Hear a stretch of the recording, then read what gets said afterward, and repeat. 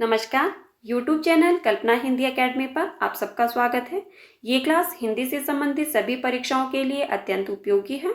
आज की क्लास में हम हिंदी साहित्य से संबंधित महत्वपूर्ण प्रश्नों पर विस्तृत चर्चा करेंगे।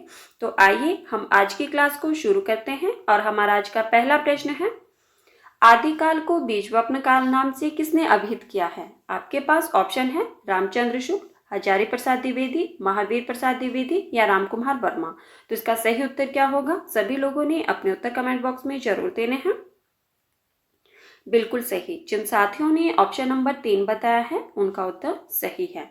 महावीर प्रसाद द्विवेदी ने आदिकाल को बीजवपन काल नाम से अभिहित किया है। अब हम बात करेंगे कि रामचंद्र शुक्ल ने आदिकाल को किस नाम से अभिहित किया है। तो रामचंद्र शुक्ल ने आदिकाल को वीरगाथा काल नाम से अभिहित किया है। ठीक है। हजारी प्रसाद द्विवेदी ने आदिकाल को आदिकाल की ही संज्ञा दी है और रामकुमार वर्मा ने आदिकाल को संधि काल एवं चारण काल की संज्ञा दी है। ठीक है। संज्ञा मतलब नाम। हमारा अगला प्रश्न है, रामचंद्र शुक्ल कबीर की भाषा को क्या नाम देते हैं? आपके पास ऑप्शन है भोजपुरी, अवधी, पंचमेल खिचड़ी या सदुकड़ी। तो इसका सही उत्तर क्या होगा? रामचंद्र शुक्ल कबीर की भाषा को क्या नाम देते हैं? बिल्कुल सही। जिन साथियों ने ऑप्शन नंबर 4 बताया है उनका उत्तर सही है। रामचंद्र शुक्ल कबीर की भाषा को सदुकड़ी नाम देते हैं। और कई बार परीक्षा में ये प्रश्न भी पूछा जाता है कि कबीर की भाषा को पंचमेल खिचड़ी किसने कहा है? तब आपका उत्तर क्या होगा? बताइए, कबीर की भाषा को पंचमेल खिचड़ी किसने कहा है? बिल्कुल सही। किसने कहा है? श्याम सुंदर दास ने। हमारा अगला प्रश्न है, स्वामी अग्रदास का संबंध किस शाखा से है? आपके पास ऑप्शन है ज्ञान मार्गी शाखा, प्रेम मार्गी शाखा, कृष्ण भक्ति शाखा या राम भक्ति शाखा। तो इसका सही उत्तर क्या होगा? बिल्कुल सही। जिन साथियों ने ऑप्शन नंबर 4 बताया है उनका उत्तर सही है। स्वामी अग्रदास जो कि नाभादास के गुरु थे, इनका संबंध किस शाखा से है? तो राम भक्ति शाखा से है। ठीक है। इनकी एक प्रसिद्ध रचना है जो बार बार परीक्षा में पूछी जाती है। उस रचना का नाम क्या है? बिल्कुल सही। उस रचना का नाम क्या है? ध्यान मंजरी या राम ध्यान मंजरी नाम भी इसे ही दिया जाता है। ठीक है। ध्यान मंजरी या राम ध्यान मंजरी। हमारा अगला प्रश्न है, तितली किसकी रचना है? आपके पास ऑप्शन है रामचंद्र शुक्ल, आचार्य महावीर प्रसाद द्विवेदी, जयशंकर प्रसाद या श्याम सुंदर दास। तो इसका सही उत्तर क्या होगा? बिल्कुल सही। जिन साथियों ने ऑप्शन नंबर 3 बताया है उनका उत्तर सही है। तितली किसकी रचना है? तो जयशंकर प्रसाद जी की रचना है। किस विधा की रचना है ये भी आपको पता होना चाहिए। बिल्कुल सही। जयशंकर प्रसाद जी की रचना है, उपन्यास विधा की रचना है और इसका समय क्या माना जाता है? 1934 ईस्वी। ठीक है। आप जानते हैं कि जयशंकर प्रसाद जी ने कुल 3 उपन्यास लिखे थे। ठीक है। तितली, कंकाल और इरावती। कंकाल कब लिखा था इन्होंने? 1929 ईस्वी में। और इरावती जो कि इनका अपूर्ण उपन्यास माना जाता है। हमारा अगला प्रश्न है, ये आपके पास पंक्तियां दी गई है, दुख ही जीवन की कथा रही, क्या कहूं आज जो नहीं कही। प्रस्तुत पंक्तियों के रचयिता है। आपके पास ऑप्शन है सुमित्रा नंदन पंत, सूर्यकांत त्रिपाठी निराला, जयशंकर प्रसाद या महादेवी वर्मा। तो इसका सही उत्तर क्या होगा? आपके पास पंक्तियां दी गई है, दुख ही जीवन की कथा रही, क्या कहूं आज जो नहीं कही। किसकी पंक्तियां हैं ये और किस रचना से ली गई है उसका नाम भी बताना है आपको। बिल्कुल सही। जिन साथियों ने ऑप्शन नंबर 2 बताया है उनका उत्तर सही है। किसकी पंक्तियां है ये? तो सूर्यकांत त्रिपाठी निराला जी की पंक्तियां हैं और किस रचना से ली गई है? सरोज समृद्धि से। ठीक है। हमारा अगला प्रश्न है, निम्न में से द्वितीय मुक्त कवि कौन है? आपके पास ऑप्शन है केशव दास, घनानंद, भिखारी दास या चिंतामणि। तो इसका सही उत्तर क्या होगा? आपको बताना है कि इनमें से रीतिमुक्त कवि कौन है। बिल्कुल सही। जिन साथियों ने ऑप्शन नंबर 2 बताया है उनका उत्तर सही है। घनानंद रीति मुक्त कवि माने जाते हैं, जबकि केशवदास, भिखारीदास और चिंतामणि ये तीनों कवि किस धारा के कवि माने जाते हैं? तो रीतिबद्ध काव्य धारा के। ठीक है, हमारा सही उत्तर क्या होगा? Option number 2। हमारा अगला प्रश्न है, कवि और काला पानी के कहानीकार हैं। आपके पास ऑप्शन है उदय प्रकाश, स्वयं प्रकाश, निर्मल वर्मा या अखिलेश। तो इसका सही उत्तर क्या होगा? कवि और काला पानी कहानी विधा की रचना है। आपको बताना है कि इसके कहानीकार कौन है और साथ में आपको इसका कहानी जो रचना काल है वो भी बताना है। बिल्कुल सही। जिन साथियों ने ऑप्शन नंबर 3 बताया है उनका उत्तर सही है। किसकी कहानी है ये? निर्मल वर्मा की। और इसका रचना काल क्या माना जाता है? तो 1983 ईस्वी की कहानी मानी जाती है ये। हमारा अगला प्रश्न है, निम्नलिखित में से माखनलाल चतुर्वेदी का नाटक कौन सा है? आपके पास ऑप्शन है दुखिनी बाला, कृष्ण अर्जुन युद्ध, जैसा काम वैसा परिणाम या राजश्री। तो इसका सही उत्तर क्या होगा? आपको बताना है कि इनमें से माखनलाल चतुर्वेदी का नाटक कौन सा है। बताइए इसका सही उत्तर क्या होगा? बिल्कुल सही। जिन साथियों ने ऑप्शन नंबर 2 बताया है उनका उत्तर सही है। कृष्ण अर्जुन युद्ध माखनलाल चतुर्वेदी का नाटक है 1918 ईस्वी का। ठीक है, अब हम बात करेंगे कि दुखिनी बाला इसके नाटककार कौन है। बताइए दुखिनी बाला किसका नाटक है? बिल्कुल सही, राधा कृष्ण दास का। और 1880 इसका समय माना जाता है।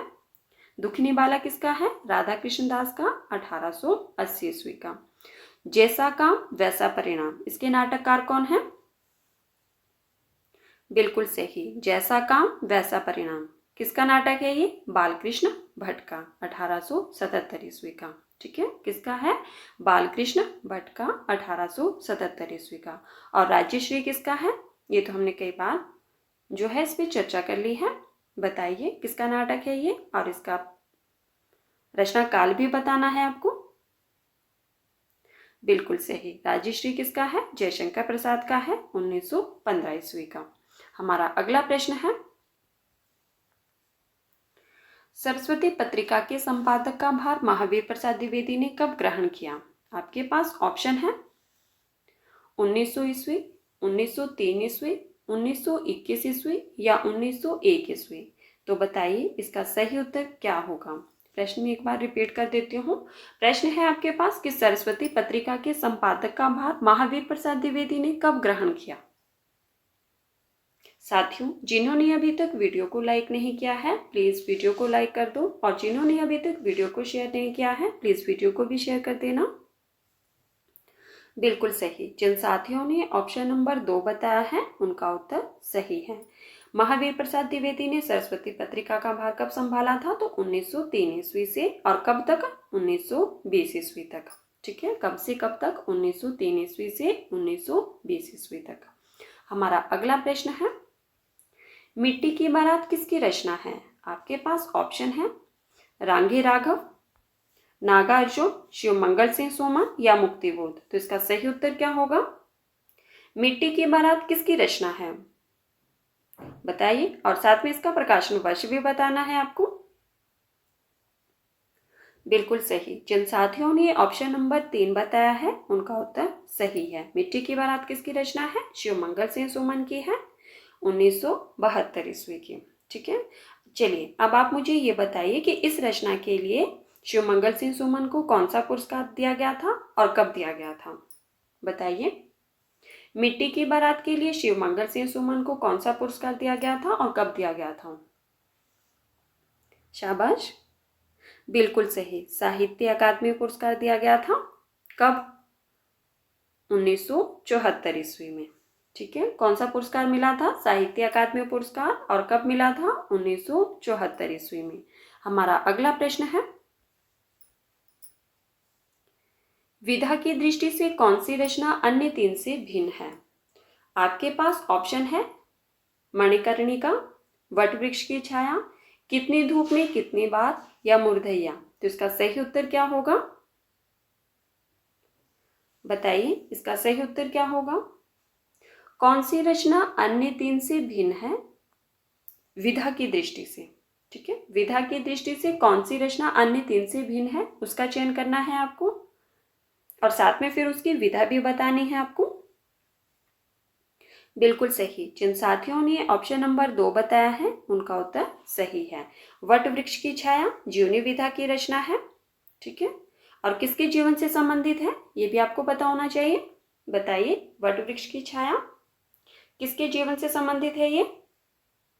बिल्कुल सही, अमृतलाल नागर के जीवन से संबंधित है। और किसने लिखी थी ये? इनके बेटे कुमुद नागर ने। ठीक है, और बाकी ये तीनों रचनाएं जो मणिकर्णिका है, और दूसरी आपके पास कितनी धूप में कितनी बार, और मूर्धैया, ये किस विधा की रचना है? बताइए। बिल्कुल सही, ये है आपकी आत्मकथा विधा की रचनाएं। हमारा अगला प्रश्न है, गोदान किसकी कृति है? आपके पास ऑप्शन है जयशंकर प्रसाद, प्रेमचंद, फणीश्वर नाथ रेणु या अज्ञे। तो इसका सही उत्तर क्या होगा? गोदान किसकी कृति है? कृति मतलब रचना है, और इसका रचना काल क्या माना जाता है वो भी बताना है आपको। किस विधा की रचना है? बिल्कुल सही। जिन साथियों ने ऑप्शन नंबर 2 बताया है उनका उत्तर सही है। गोदान प्रेमचंद जी की रचना है। किस विधा की रचना है ये? उपन्यास विधा की। ठीक है, और इसका प्रकाशन वर्ष क्या माना जाता है? तो 1936 ईस्वी। हमारा अगला प्रश्न है, अकाल में सारस किस कवि की कृति है? आपके पास ऑप्शन है केदारनाथ अग्रवाल, नागार्जुन, केदारनाथ सिंह या नरेंद्र शर्मा। तो इसका सही उत्तर क्या होगा? अकाल में सारस किस कवि की कृति है? बताइए।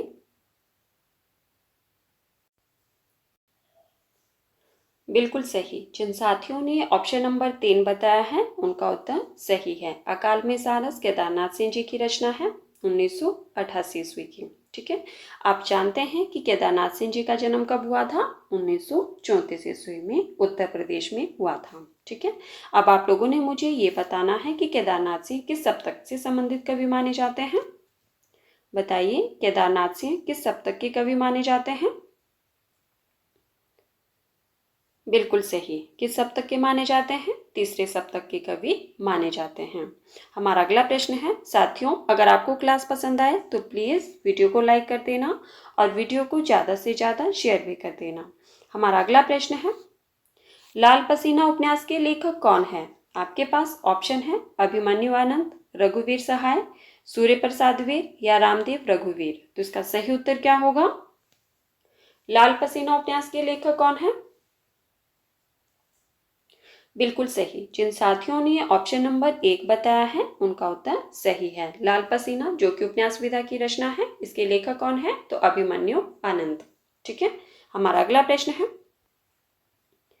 हिंदी साहित्य में प्रयोगवाद के प्रवर्तक का नाम है। आपके पास ऑप्शन है सूर्यकांत त्रिपाठी निराला, अज्ञे या सुमित्रानंदन पंत या जयशंकर प्रसाद। तो इसका सही उत्तर क्या होगा? प्रयोगवाद के प्रवर्तक का नाम बताना है आपको। बताइए, इसका सही उत्तर क्या होगा? बिल्कुल सही। जिन साथियों ने ऑप्शन नंबर 2 बताया है उनका उत्तर सही है। प्रयोगवाद के प्रवर्तक कौन माने जाते हैं? तो अज्ञे जी माने जाते हैं। जबकि आप जानते हैं कि प्रयोगवाद शब्द का सबसे पहले प्रयोग किसने किया था? चलिए आप ही बता दीजिए, प्रयोगवाद शब्द का सबसे पहले प्रयोग किसने किया था? बिल्कुल सही। सबसे पहले प्रयोग किसने किया था? तो नंदुलारे वाजपेयी ने किया था। ठीक है, तो आज का मेरा आपसे प्रश्न है कि प्रयोगवाद का समय क्या माना जाता है। ठीक है, प्रश्न क्या है आपसे कि प्रयोगवाद का समय क्या माना जाता है। प्लीज सभी लोग अपना उत्तर कमेंट बॉक्स में जरूर दें। साथियों अगर आपको वीडियो पसंद आए तो प्लीज वीडियो को लाइक कर देना और वीडियो को ज़्यादा से ज़्यादा शेयर भी कर देना। धन्यवाद, मिलते हैं अगली क्लास में।